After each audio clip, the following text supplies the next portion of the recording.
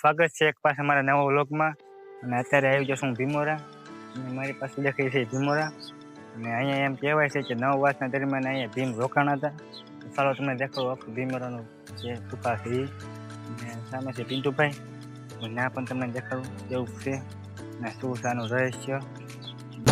સૌથી પહેલા તમને આ જગ્યાની લોકેશનની વાત કરું તો આ આવેલ છે ચોટીલાથી માત્ર 10 કિલોમીટર દૂર. લોકવાયકા અને માન્ય અનુસાર મહાભારત કાળ દરમિયાન પાંડવોએ તેમના વનવાસ દરમિયાન અહીંયા આશ્રય લીધો હતો.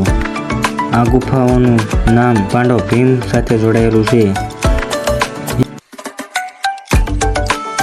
એવું માનવામાં આવે છે કે અહીંયા ભીમ રહેતા હતા અને આ ગુફામાં તેમને આરામ કર્યો હતો.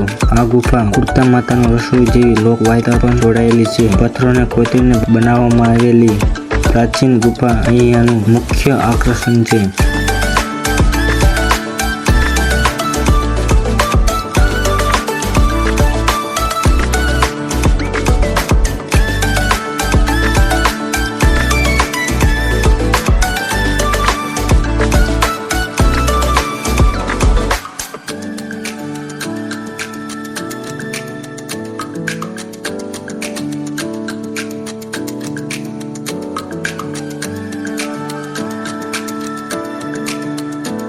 તો અહીંથી રહી સીધા મેં ચોટીલા એટલે જવાનું છે ચોટીલા.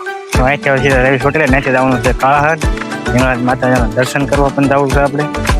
તો તમને નાનો પણ એક વિડીયો બનાવીશું.